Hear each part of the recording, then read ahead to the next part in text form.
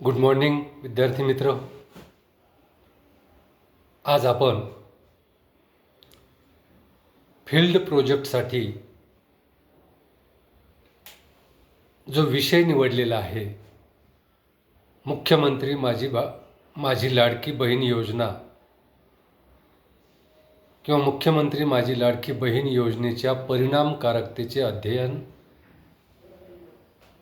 तर या विषयासाठी जी मुलाखत अनुसूची आपण तयार केलेली आहे, जी मुलाखत अनुसूची आपण तयार केलेली आहे ती भरून घेणार आहोत. ही अनुसूची असल्यामुळे ती सर्वेक्षण करीत असताना आपल्याला स्वतःला फिलअप करावी लागते, आपल्याला स्वतःला ती भरावी लागते.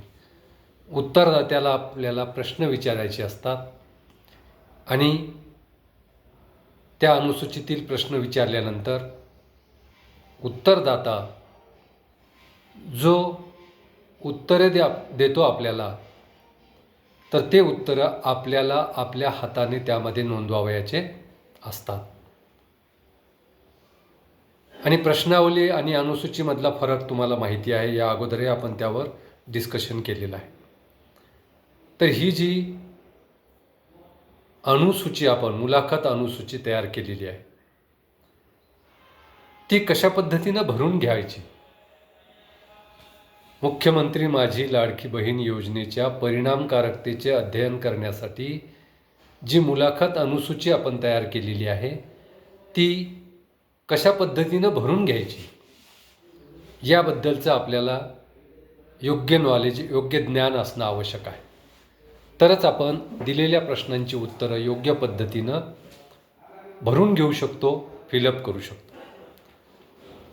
तर आपण जी या योजनेचा अध्ययन करण्यासाठी, फील्ड प्रोजेक्ट पूर्ण करण्यासाठी जी प्रश्नावली तयार केली, त्यामध्ये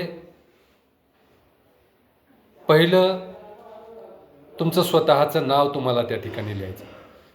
त्या अनुसूचीमध्ये संशोधक विद्यार्थ्याचे संपूर्ण नाव असं पहिल्या रोमध्ये लिहिलेलं आहे आणि पुढं रिकामी जागा दिलेली आहे.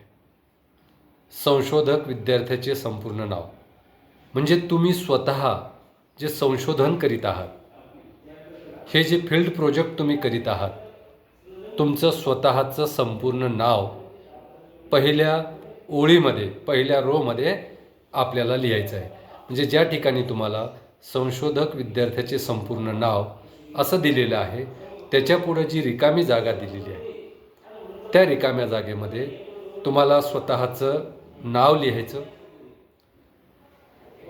तुमच्या वडिलांचं नाव लिहायचं आणि तुमचं सरनेम म्हणजे आडनाव लिहायचं. अशा पद्धतीनं पहिला रो तुम्हाला पूर्ण करायचा आहे. याबद्दल काही आता शंका असण्याचं कारण नाही. त्यानंतर पुढचा रो आहे मार्गदर्शक.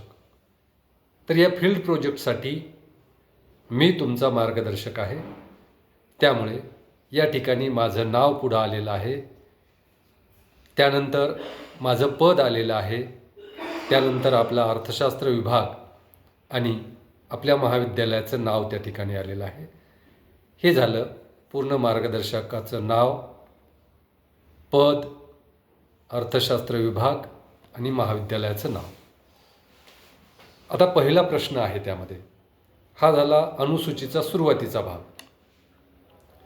त्यानंतर यातला पहिला प्रश्न आहे लाभार्थी महिलेचे संपूर्ण नाव आणि पुढं रिकामी जागा दिलेली आहे. तर लाभार्थी महिलेचे संपूर्ण नाव, त्याच्यापुढे जी रिकामी जागा दिलेली आहे, त्यामध्ये तुम्हाला कोणाचं नाव लिहायचं आहे, तर मुख्यमंत्री माझी लाडकी बहीण योजनेचा जे लाभ घेणारी महिला आहे आणि तुम्ही ज्या गावातील हा सर्वे करत आहात आणि त्या गावातील ज्या महिलेला तुम्ही या ठिकाणी पुढची माहिती विचारणार आहात की लाडकी बहीण योजनेचा तुम्हाला लाभ झालेला आहे, तर ती माहिती ज्या महिलेला तुम्ही विचारित आहात त्या लाभार्थी महिलेचं संपूर्ण नाव तुम्हाला त्या ठिकाणी लिहायचं. त्या नाव लिहिताना त्या महिलेचं सुरुवातीला नाव लिहायचं. त्यानंतर तिच्या वडिलांचं किंवा विवाहित महिला असेल तर तिच्या पतीचं नाव लिहायचं आणि आडनाव लिहायचं. तर लाभार्थी महिलेचे संपूर्ण नाव म्हणजे लाडकी बहीण योजनेचा लाभ घेतलेल्या ज्या महिलेला तुम्ही ही माहिती विचारत आहात त्या महिलेचं संपूर्ण नाव तुम्हाला त्या रोमध्ये लिहायचं आहे.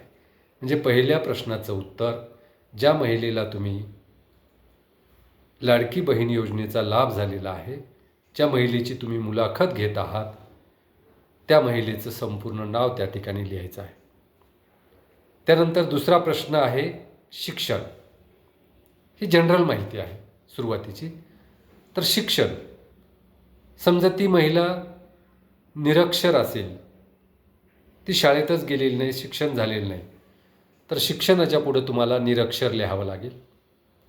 आणि समजा ती महिला 4थी पास असेल तर 4थी पास लिहावं लागेल, 5वी पास असेल तर 5वी पास लिहावं लागेल. तसंच ती 10वी पास असेल तर 10वी पास लिहावं लागेल. ती ग्रॅज्युएट असेल तर ग्रॅज्युएट लिहावं लागेल. ती पोस्ट ग्रॅज्युएट असेल तर पोस्ट ग्रॅज्युएट लिहावं लागेल. आणि ती जर PhD असेल तर तिचं शिक्षण तुम्हाला PhD असं लिहावं लागेल. म्हणजे दुसऱ्या प्रश्नाचं उत्तर, त्या महिलेचं झालेलं शिक्षण हे त्या ठिकाणी तुम्हाला लिहायचं आहे.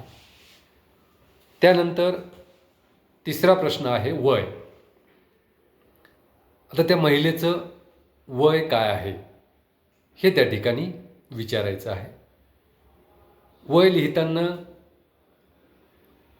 किती वर्ष झाले, किती मंथ झाले, किती महिने झाले असं काही विचारायचं नाही. फक्त वय विचारायचं. त्या महिलेनं समजा उदाहरणार्थ सांगितलं की तिचं वय 25 वर्ष असेल, तर फक्त तुम्हाला तिसऱ्या प्रश्नाच्या पुढं 25 हा आकडा लिहायचा आहे. पुढे वर्ष हा शब्द लिहिलेलाच आहे. म्हणून तिसऱ्या प्रश्नाचं उत्तर वय या ठिकाणी तुम्हाला त्या महिलेचं वय जे असेल, जे वय त्या महिलेनं सांगितलं ते लिहायचं आहे. उदाहरणार्थ 25 वर्ष असेल, 26 वर्ष असेल, 27 वर्ष असेल, 35 वर्ष असेल, 45 वर्ष असेल, तर ते वय त्या ठिकाणी लिहायचं आहे. तिन्ही प्रश्न सोपे आहेत. त्या महिलेचं नाव संपूर्ण, शिक्षण आणि वय. चौथा प्रश्न आहे गाव किंवा शहर. आता तुम्ही हा सर्वे तुमच्या गावातील मुख्यमंत्री माझी लाडकी बहीण योजनेचा लाभ घेणाऱ्या महिलेची माहिती या ठिकाणी घेणार आहात. मग तुम्ही तुमच्या गावातील माहिती घेत आहात म्हणून गावाचं नाव काय येईल? तुमच्या गावाचं नाव येईल त्या ठिकाणी. किंवा ज्या गावातील महिलेची तुम्ही माहिती घेत आहात त्या गावाचं नाव, किंवा ती शहरात राहत असेल तर त्या शहराचं नाव त्या ठिकाणी लिहायचं. गाव अब्लिक शहर आपण केले, गाव किंवा शहर. तर गाव किंवा शहराचं नाव त्या ठिकाणी चौथ्या प्रश्नाचं उत्तर असेल.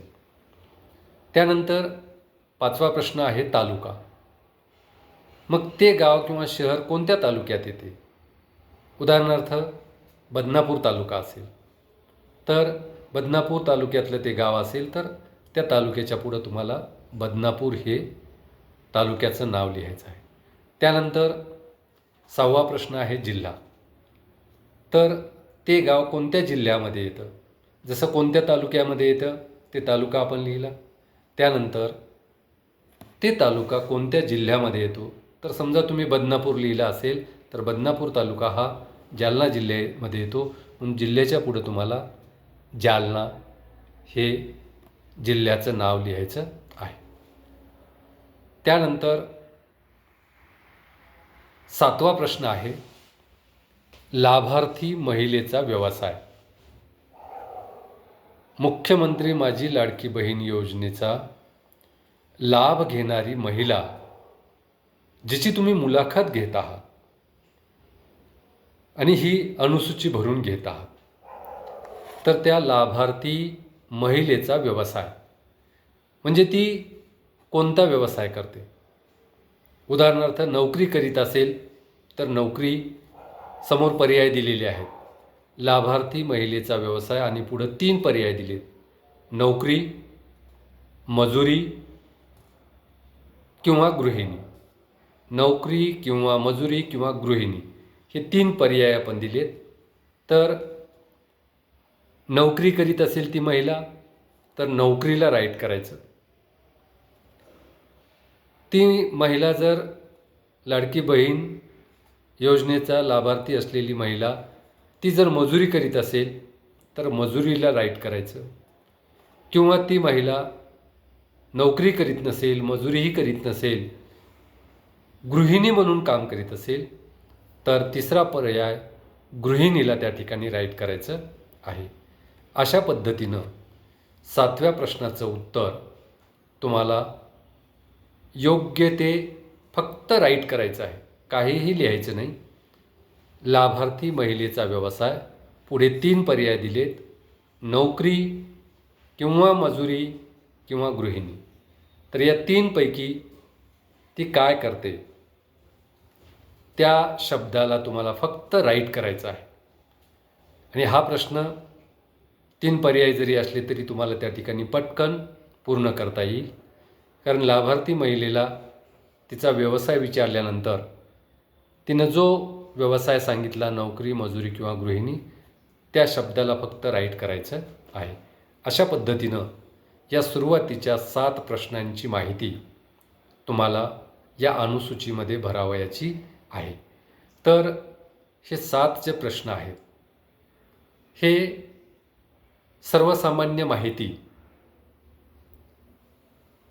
त्या महिलेची, त्या लाभार्थी महिलेची, मुख्यमंत्री माझी लाडकी बहीण योजनेच्या लाभार्थी महिलेची ही सर्वसामान्य माहिती आहे.